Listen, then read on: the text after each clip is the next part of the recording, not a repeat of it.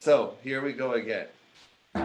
Zinober combo beni como diumen. Zinober combo beni como diumen. Haberme oreti ho si oleka. Unemo si olo. Unemo dayeh dayeh vaght-e jangah. Dayeh dayeh vaght-e jangah. تا که بالا سرم برشت شنگه بی برشت شنگه سنگران بوغنی لشمه درانی سنگران بوغنی را لشمه درانی بوری تمسی دالکم بونگم برا آری تی بونگم برا آریا دایه دایه وقت جنگه دایه دایه وقت جنگه تا که حالا سرش دوره شنگه وی برشت شنگه دایه دایه وقت جنگه دایه دایه وقت جنگه تا که بالا سرش درشت شنگه وی برشت شنگه.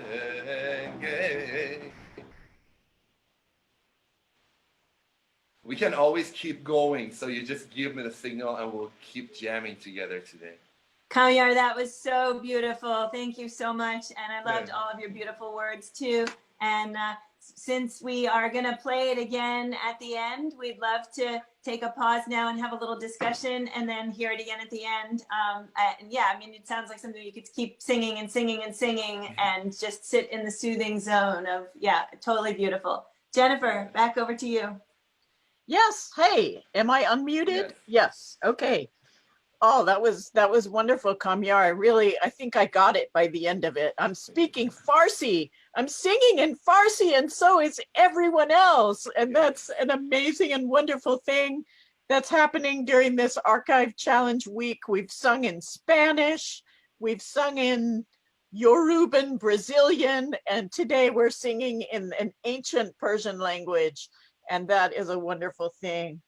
I wish I had a copy of the original field recording from our archive to play for you today, the one that I played for Kamyar. Unfortunately, we didn't get it digitized in time because we don't have many staff members actually going into Capitol Hill right now. But Kamyar found a commercial recording, actually a video of the song, which is the version that so many Iranian people know and love. And if Aaron, if you could cue that up and give us a little taste of the fully realized, fully orchestrated version that we've heard in such wonderful simplicity today. Let's go over to that video.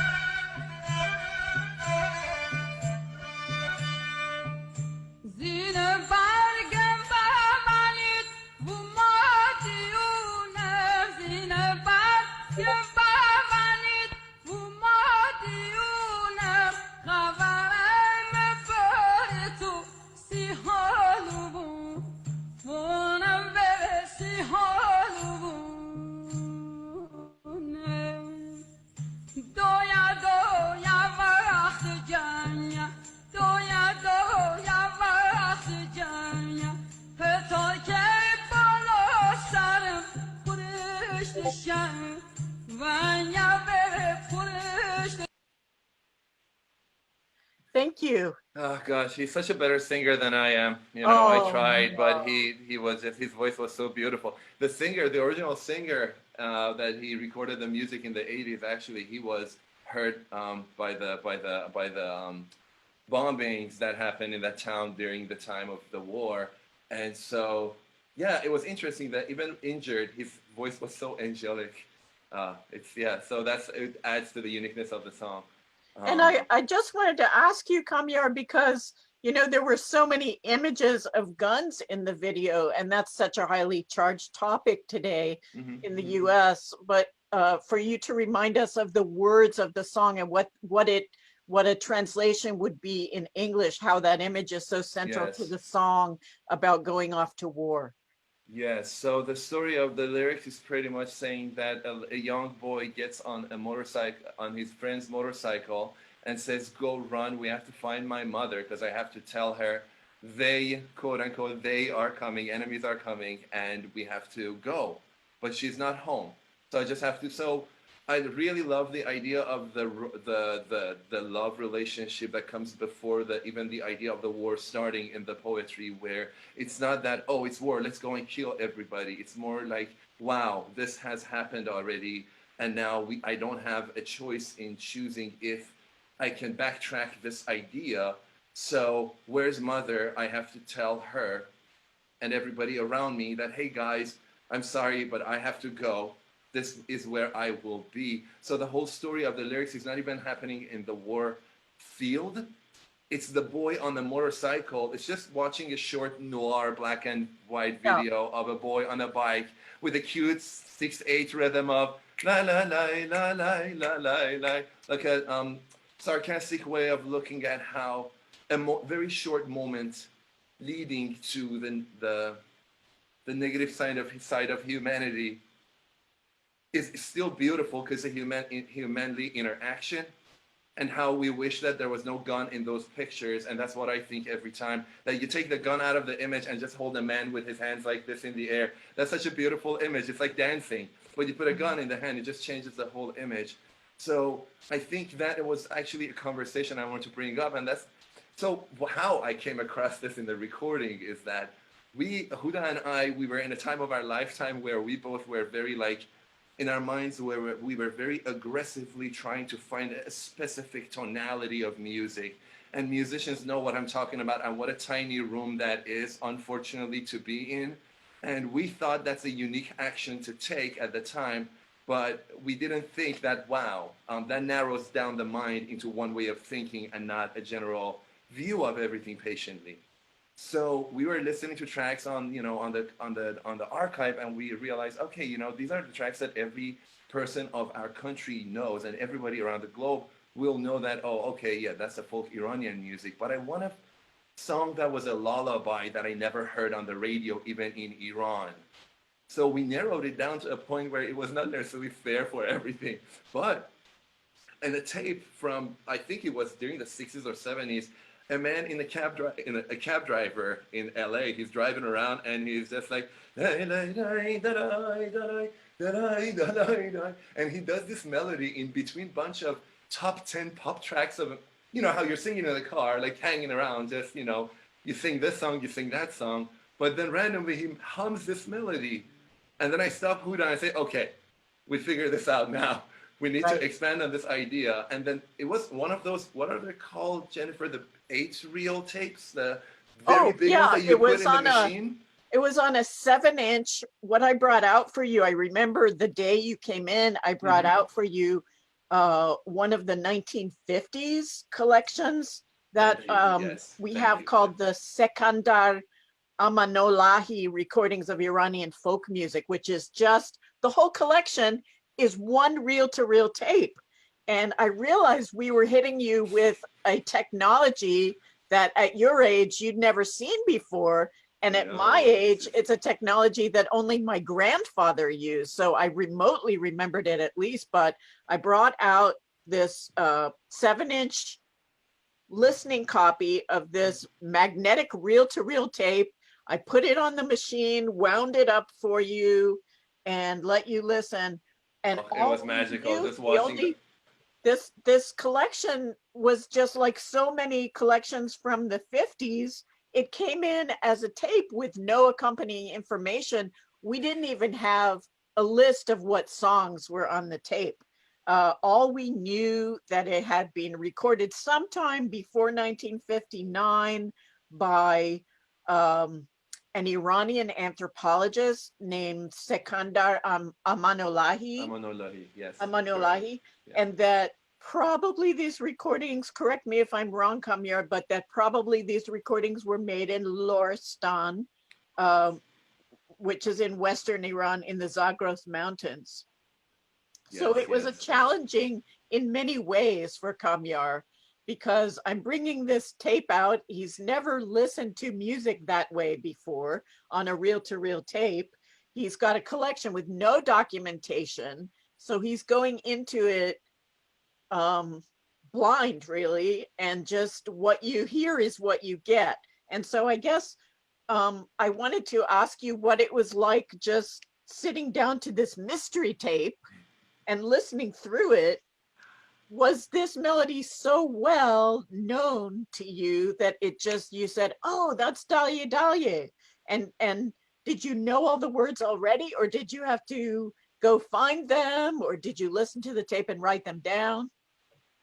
Yeah, so I mean, I was hoping we talk about that Library of Congress trip of mine and who does, because we learned one thing where no matter where you are in your lifetime, there are surprises that you're not waiting on a day of for them, and then they hit you and you think of many beautiful things of life and just distracts you from the day. So imagine Huda and I, yes, we are grown ups, we are professional musicians, but sitting to listen to hours of music on and on. We do it on Spotify, drinking wine, cooking at home for an hour, Right, and then we go right, on our instruments, we record with friends, and it's all becomes a more of, okay, you do 2 hours of this and then you make the work 2 hours record, and then fourth hour you're mixing, mastering, video done, go.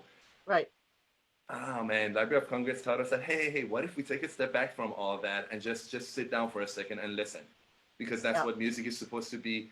The audience is supposed, the two-way communication of music is the way that the notes are sounding and then the other person hearing it and translating it.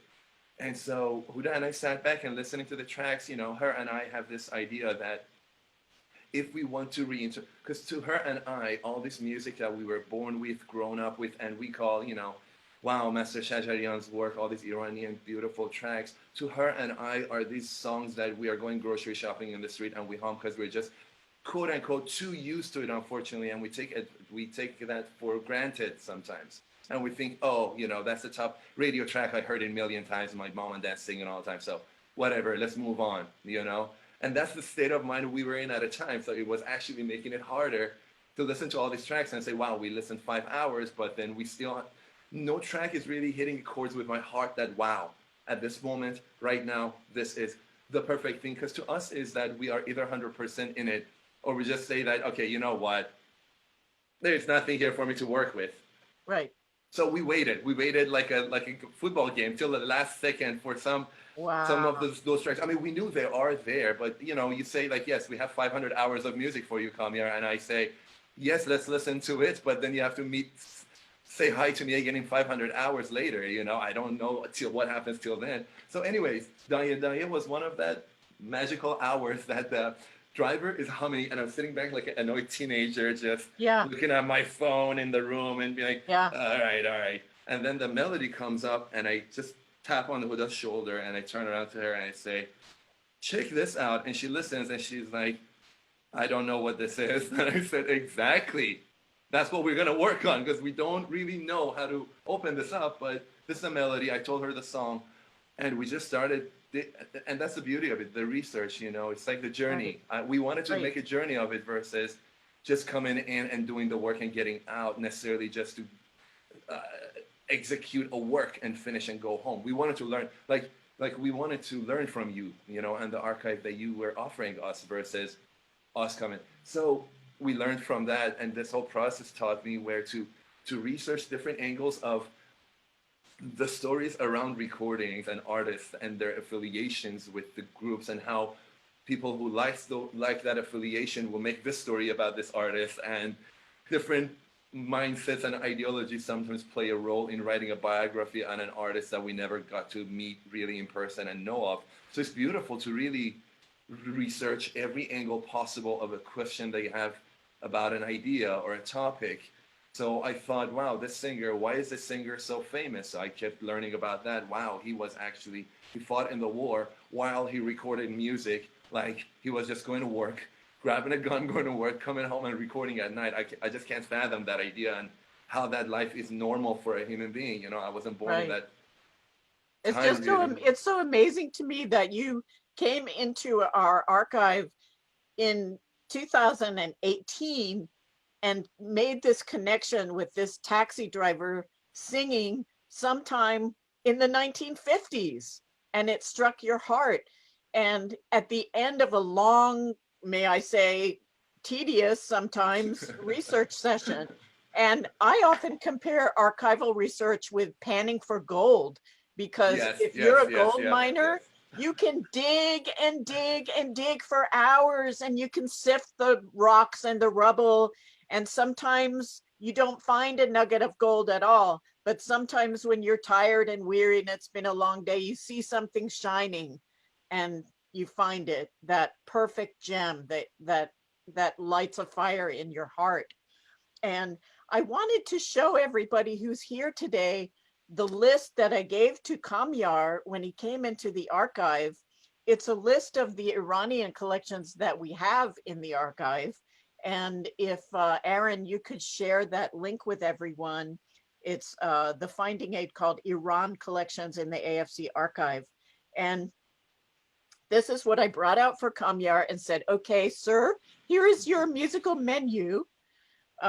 You may choose what collections are of interest to you, and you'll see that we don't have a huge lot of collection material from Iran, but what we do have is very interesting, and it falls into two main categories. The first category is field recordings made in the 1950s, the collection that you dipped into, made by an Iranian anthropologist, and two other 1950s collections, as it happens, made by two non-Iranian but very pioneering women folklore collectors, Sydney Robertson Cowell and Laura Bolton, who blazed a trail for women in the field. We also had an Iranian American radio broadcast from New York City on WHBI from 1978 in our ethnic broadcasting collection. And the rest really are recordings and videos of Persian artists that we've presented at the American Folklife Center at the Library of Congress from 1987 to 2011. So I hope everyone will check out our Iranian collections finding aid if you're interested in Persian music. So I had another question for Kamyar, which is, I know that part of your musical background has been spending thousands, literally thousands of hours playing for Sufis. And I wondered if, for those of us who don't know the Sufi tradition, if you could share a little with us, especially in these times. I think it would be very edifying and inspiring for us to learn a little bit about the role of the musician in the Sufi spiritual traditions and your playing of the daf and what role it plays in the Sufi tradition. Yes, absolutely. Just real quick before we go there, I think the most interesting part about the challenge for me was that we could reinterpret a work that is not commonly heard necessarily on the radio, but then open up the conversation to a whole bigger idea of what do we know about that area of a country when we talk about, oh, I've heard the music of that nation. So I think that was a challenge of it too. So it was not necessarily just, it was the reinterpretation and redefining a lot of things based on 2018. And that was, we were thankful for that opportunity. So just wanted to mention that before we go to the Sufi music. And so, show us the daf if you would, for those of us not familiar. It's a shallow frame drum with. Yes. So that's the width of it. And then the back of it is these chains. Let's see. All right, that looks okay. All right, it's like this pretty much. Like So a you can fringe and create a tingle. rain sound. Uh-huh. It's a wonderful, gentle sound. Yes, and then I can get super loud, but I'm not gonna do that because I don't want everybody to be like, oh my God. Yeah. But it will get you to that moment from this bottom of the chart of the sounds and waves. It will go up to here. But so yeah, so this Sufism, the ideology of Sufism speaks of the balance of being when everything is moving in a perfect circle with each other, along with each other, with giving enough space to each other, so everybody can keep breathing, keeping their individualistic balance, while as a group we all whirl to the left of at the same pattern of Earth whirling, around the orbit and the spheres and everything. So the idea is we whirl with our hearts towards the left. The universe and the falak and the space around us will get together with us because we are becoming the center of the mixer, quote unquote. And it is the moment where all the things that the humanity was not born with, we were not born with hatred or doubting each other right away and pushing each other away right away. We were born with, hello, I want to meet you and I want to get to know you. That's what every baby does. Yep. So the idea of just the unity the unity of everything becomes that. So how do we make the perfect circle? Well, if we want to actively make it happen with the human body, so the idea is like the spirit and the body can be strong together and equally, not necessarily just body focused or spirit focused. So in order to keep the balance, the sama, or the whirling picture that I have here, my dear friend Sharare, she drew this. Yes, so that's the whirler, Beautiful. right? So the Very whirling, which beautiful. I started the class of Sama 3 weeks ago. I had the first session, and it's what I could never do meditation. I can never sit down and close my eyes, but I can walk around and run and close my eyes. I just can't sit down and close my eyes for a long time. So Sama has become the meditation for me, and it's just so beautiful. Anyways, just got excited for a second. Oh, you also brought a picture, a wonderful photograph for us. Could we see that now, Aaron? The photograph, and maybe Kamyar could tell us a little bit about the photo. Oh yeah, let's see. What photo? Oh my God, what did I share with you? Oh, okay, that one. Okay, good. All right. Tell us a little about this lovely image. This actually has a funny story. I'm glad you brought this up. So, my dear friend Jen Miller, she is like, Kamyar, let's do a photo shoot one day in DC. She comes down from New York City. We go to Meridian Hill Park or Malcolm X Park. My favorite spot in DC. I don't know why. I moved to the United States 12 years ago. The first time I came to DC was like 11 years ago. I don't know why. I just love this spot so much. I don't know why. So I think because of the history of it. It's beautiful. Anyway, so we go to the park. I have my fez, which is a Sufi hat on.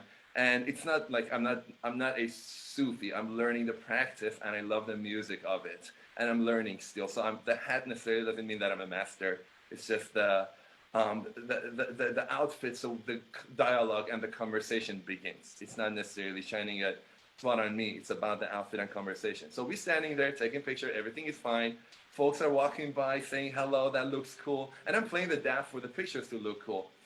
Then I hear, sir, you need to get out of here. And I turn around, and there's this police officer that says, sir, you can't do that here. And I said, wait, because I'm on the edge and it's dangerous, or because I'm playing the daff? What's happening? And he said, I don't know what you're doing, but I need you to get out. Then Jen says, oh, Kamyar, you know how you escaped Iran for this thing? Yeah, sorry, buddy, you got stuck back in it. And then the officer turns to me and says, you have 15 more minutes. And then I said, do you have a song I can play for you on the daff so you can sing together? And he just turned around and walked away. But it was funny how joking about music and art actually made a police officer be confused as to, okay, what do I even, whatever, I'm just gonna walk away. So it was funny, Jen and I teamed up for this moment of, wait, why is it bad to play? Because there was no classes or no, we were not bothering anybody. Everybody was waving at us. So that's the funny story of the picture. But yeah, that's Meridian Hill Park, my favorite place in DC. And the idea, so that the hat is pretty much like on the outfit of the Sufis, it is they call it the tombstone of ego, where the importance of us stays with us and does not become an aggressive ocean attacking others. It is just staying a flowing river within our body, giving us strength and courage to move forward, but not push anything out of the way necessarily. Dance with everything, learn how to dance with everything, and get to know the movements, you know, because everything has a dance and a movement. As you and your friend danced with that police officer, Yes. you know, humor is such a great deflector of tension, and music and the invitation to join in your song. I would say that was, I agree. Definitely a great illustration of everything that your music stands for. Yeah, right. I mean, yeah. So, so what we're talking about. Okay, so the hat and then the whirling. So the daf becomes in the Sufism. There's daf and ney. Daf is this frame drum. I don't have a ney, but imagine a flute. Go back 8,000 years ago when there was no metal to make anything, so it was just piece of wood. You know, 9 holes on it to represent the 9 chakras of human body. So when you blow into ney, so it starts with reading a Rumi poem. And not the Mevlevi and the Rumis didn't necessarily start whirling because it's a circular movement towards the left of the heart, which is heart is on the left. So if you whirl towards the left, your dizziness, and because you're going towards the flow of understanding of the blood flow, that's pretty much my understanding, where because everything is not against your body, you don't get dizzy right away if you start just going left slowly, whirling towards yourself, you know. So the idea is that perfect circle has been around for many years and before Islam, but with Islam and Sufism it became like stronger because Sufism ideology was to make sure that there is no extremism across and among anything. So balance, whatever you believe in, balance, right? So Sufism that's a very, very, very important message right now, and especially when there are some perceptions of Islam as tarring everyone with the same brush and everyone Islamic is extremist.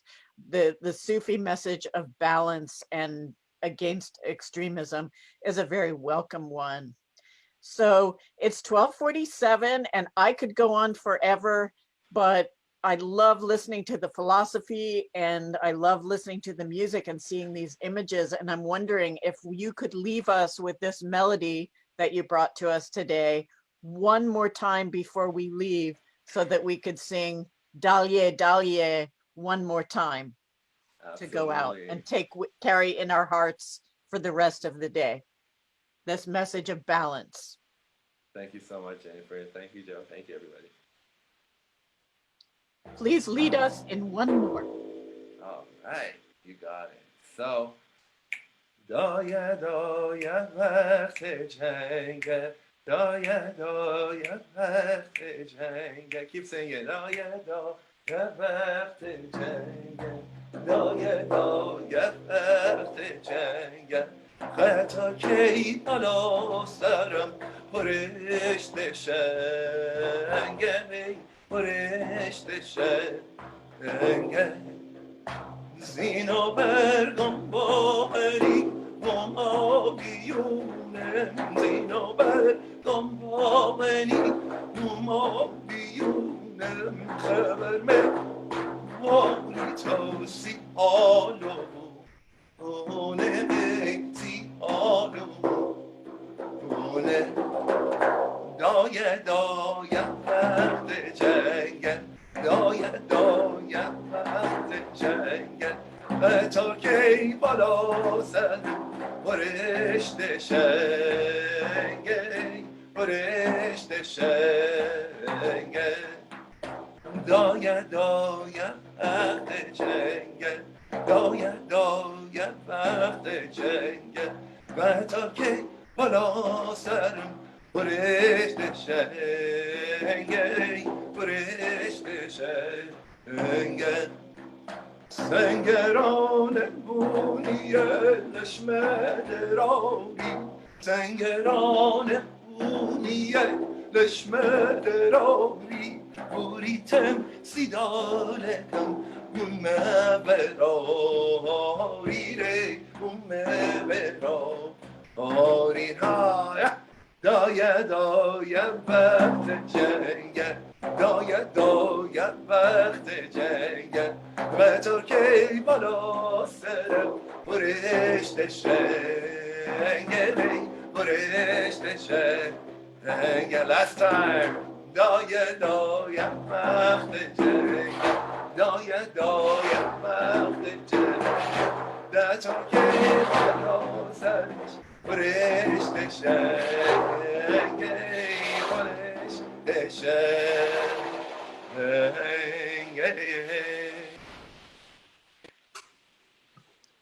Thank you so much, Kamyar Arsani, with a song that he found in the American Folklife Center archive at the Library of Congress. This is a wonderful way to finish our Archive Challenge Week. We so appreciated Kamyar's stories of research in the archive and his message of balance between the body and the spirit. And I thank you so much, Kamyar. And I'm going to turn it back over to Joe to say goodbye to everyone. And thanks all for joining us for Archive Challenge Week. Thank you so much. It was so fun singing with you all. I hope you stay safe, healthy, hand in hand. We'll get through this. Thank you, Kamyar. It was so beautiful. And I loved hearing the instrument the second time, now knowing what it was in behind it that was making the sound. It was really, really cool to hear it that second time with that. And thank you so much, Jennifer, also for all the great hosting. Thank you, Steve, for all the great hosting. And Kamyar, I didn't know you are friends with Huda. We had Huda at one of our community sings, the last one in April that we had for Arab American Heritage Month. And we're gonna now hope to have you and Huda at the next one in April, bring you guys in and we can sing all together, maybe in person, who knows, for those of us who are local. And for those of you who are not local, don't worry, we're gonna start videoing it all and putting it live on Facebook so you can be with us even when we're back in person.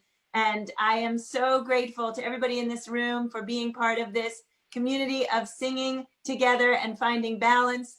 Kamyar, thank you again. Jen and Steve, thank you again. And everybody in the room, hope to see you all tomorrow. Thank you. Janet and Peter, thanks so much for being here. Goodbye. See you guys tomorrow. I loved the swaying. I was doing it too.